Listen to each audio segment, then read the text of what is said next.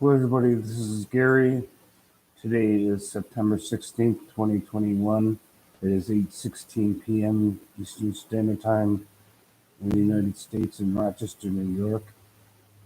I'm having some technical difficulties. I just tried to start the stream a few minutes ago and I got interrupted by something. My stream went dead on me. So I'm trying it again. This is just an update on what's going on with me since I did my last couple of videos. Um, Over the weekend, I went to the psychiatric emergency room. I already did a video on that. Just It was a video I think before this one or two videos ago. It's on my YouTube channel. I'm doing a lot better than I did over the weekend when I went to the psychiatric emergency room. Um, Feeling a lot better, not hallucinating as much. Um, audit, my auditory hallucinations aren't that bad today. My anxiety's not that bad today. My depression isn't that bad today. I actually feel pretty good and more stable. I just took my night meds, so I'm probably going to be getting real tired real soon. Um, I take 600 milligrams of Seroquel at night.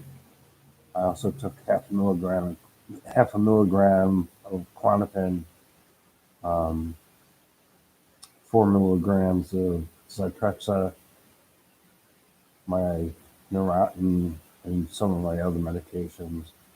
I'm on 7 or 8 different medications daily, and when I take my night meds, they tend to make me tired pretty quickly. It only takes about 20 or 30 minutes for them to start to kick in, and I end up having to lie down. Um, 600 milligrams Seroquel is actually quite a bit of Seroquel, but I actually used to be on a lot more than that. I was on 1,000 milligrams of Seroquel, which is actually 200 milligrams above what most doctors are willing to prescribe. Usually, most doctors won't prescribe above 800 milligrams a day. But since I was a smoker, smoking cigarettes interferes with what Seroquel can do. It actually interferes with what Seroquel can do. So I was on 1,000 milligrams Seroquel to make up for the fact that I was a heavy smoker. I have gone back into smoking cigarettes again over the past few days. I'm going to try to quit again for the 10th time in the past 3 months. The longest I've gone without a cigarette in the past 3 months was 4.5 weeks. So it's getting longer each time that I try to quit smoking. Um, it's very hard. I've been smoking on and off since I was 18, and I'm turning 56 next month on October 15th. Um, but um, I would like to quit smoking so I have a lot more birthdays ahead of me. I certainly don't want to die from smoking related illnesses. Um, so I'm doing better and just sort of hanging out tonight. Didn't do much today. Cleaned my apartment, went food shopping, um, went for a walk. Um, just trying to cope the best I can. It wasn't a bad day today as far as the weather's concerned. It's actually a nice day out today. It was like 55 degrees and sunny out today. Went outside. Um, Caught up with the dude sells cigarettes illegally from the Indian reservation or the Native American reservation, if you want to be politically correct. Bought some cigarettes off of him in front of the Rochester Transit Authority bus station. Um, which is, of course, a waste of money. Cigarettes are a waste of money, and I'm still struggling trying to quit smoking. Um, I've been trying to cope better since I went to the psychiatric emergency room. Um, Always take my medications. I'm not sure what happened about why I had to go to the psychiatric emergency room. I just wasn't feeling right. I felt really agitated, angry, hallucinating more intensely than normal, feeling much more agitated and anxiety ridden and suicidal and even potentially violent. I almost got into a fight when I was in the psychiatric emergency room. They had to calm me down with a couple of different times with Ativan and Seroquel and Klonopin over a 27-hour period. I spent 27 hours in the psychiatric emergency room, um, which was excruciatingly difficult because the psychiatric emergency room at Strong Memorial Hospital is very overcrowded on the weekends. There were 45 people packed into an area that was meant for about 20 people. And even with 20 people, it's pretty much filled up. Um, and you got to remember, it's a psychiatric emergency room. It's a locked ward. Once you're brought up there to the ward for waiting for psychiatric evaluation, you're locked in there until you see a psychiatrist. You cannot leave until you are evaluated by a psychiatrist and a social worker. Even if they don't admit you into the hospital, you're stuck there until you're seen by a psychiatrist. And I had to wait about 27 hours before I could even talk to a psychiatrist. I did talk to the social worker first, about halfway into my stay, but it wasn't until the next morning, which I believe was Monday morning, that I actually got to see the psychiatrist, and he finally decided to let me go home. They gave me a couple of bus passes and sent me on my way. Um, but I've been feeling pretty good since then. Today's Thursday. I got out of the hospital on Monday morning. Um, been coping a lot better. Um, One of the things I have to talk to my psychiatrist about is what we're going to do about my use of Klonopin. I don't use more than half a milligram a day, which is a pretty low dosage. And when I'm feeling really agitated, both with anxiety and paranoia, I'll take the Klonopin with Zyprexa, because Zyprexa is an antipsychotic, and Klonopin is for anxiety. And Klonopin by itself doesn't treat psychosis. It doesn't treat paranoia. It doesn't treat hallucinations. It only treats anxiety. So if I take it with the Zyprexa, I can treat the anxiety as well as the psychosis. Um, and it helps calm me down better. It doesn't do much good to calm my anxiety down, but still be filled with paranoid thoughts that people are following me and having intense hallucinations. Because those two things by themselves can cause intense anxiety. Um, uh,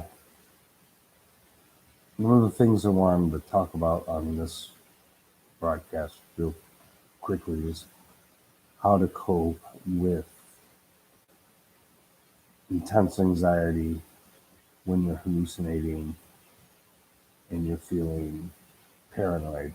Um, I've said it before and I'll say it again.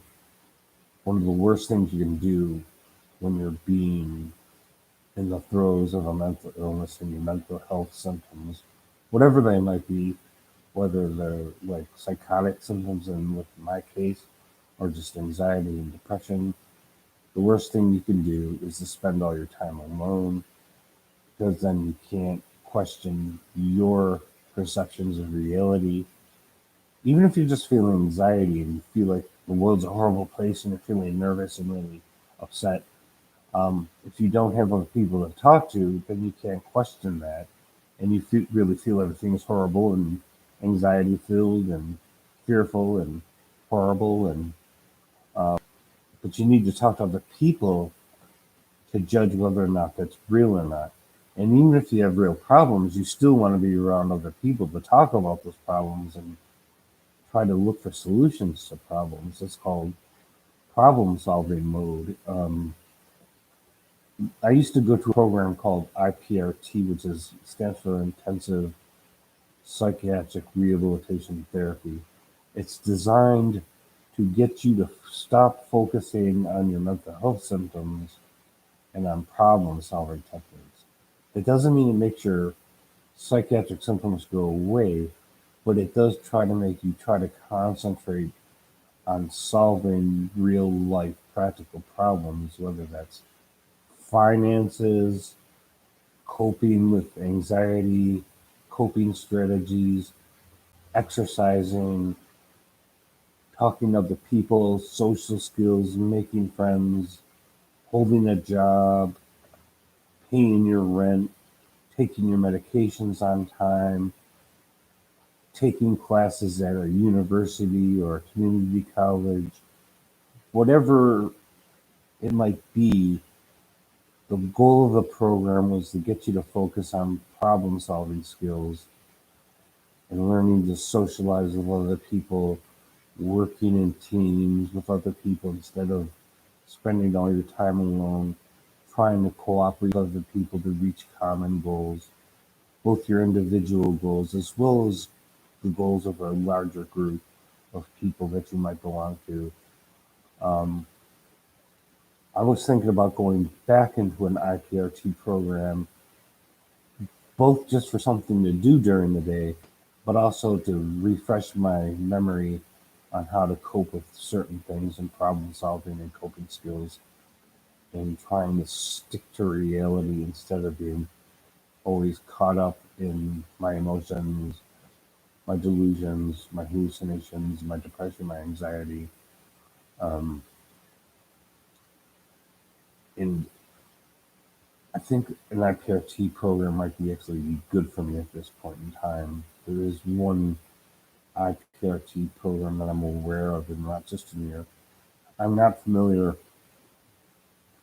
with IPRT programs in New York State, and certainly not in other parts of the United States. I don't know how wide of a program it is. I only know about the IPRT program here in Rochester, New York, that I've been to before. It was several years ago. Um, the thing that I would need to get into such a program, of course, is a therapist, which I don't have right now, and a therapist referral. The only person I'm seeing right now is my outpatient psychiatrist. But that's something I have to talk to my psychiatrist about the 30th of September when I see him.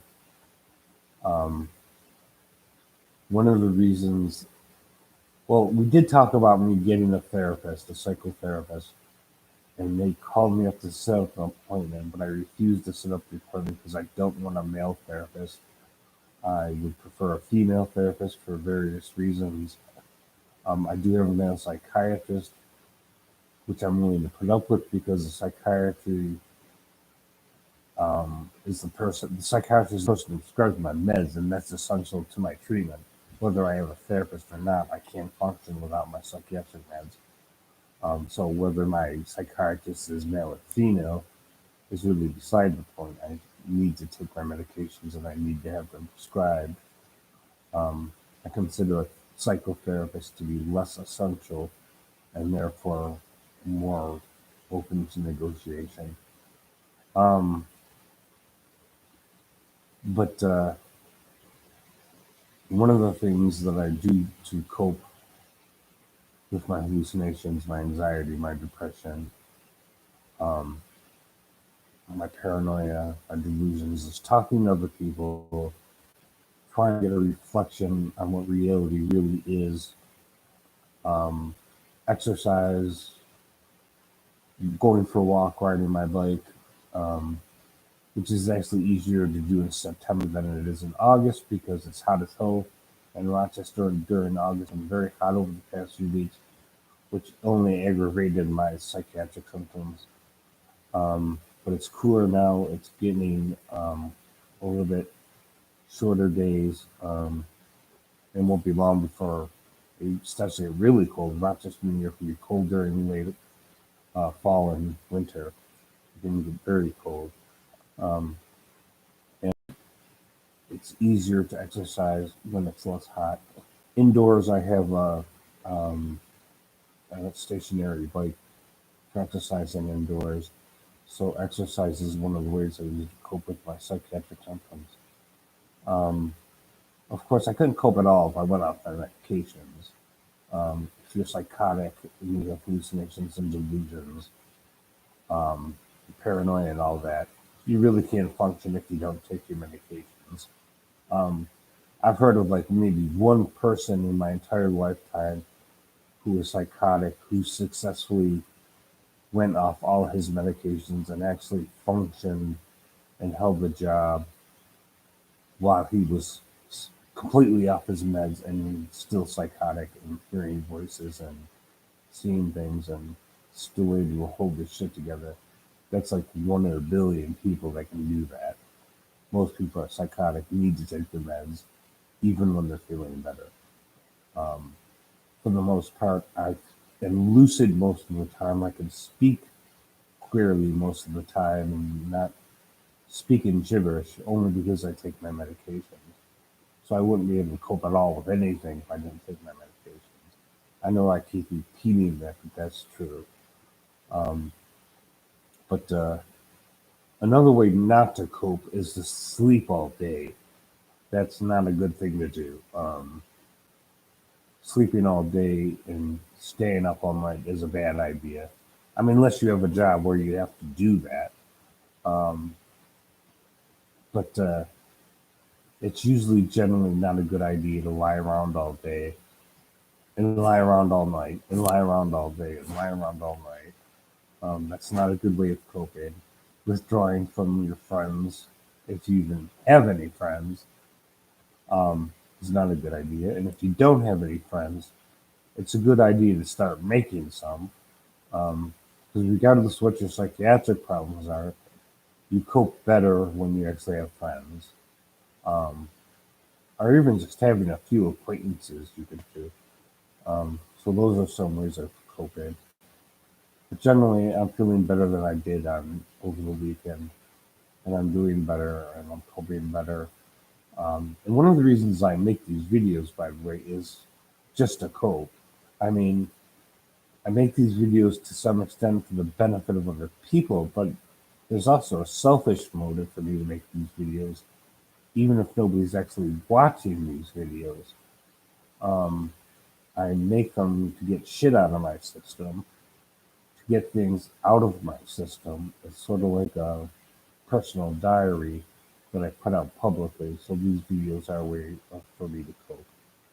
But anyways, that's it for now. Like, comment, share, subscribe, press the bell notification bell, leave your comments in the comments section.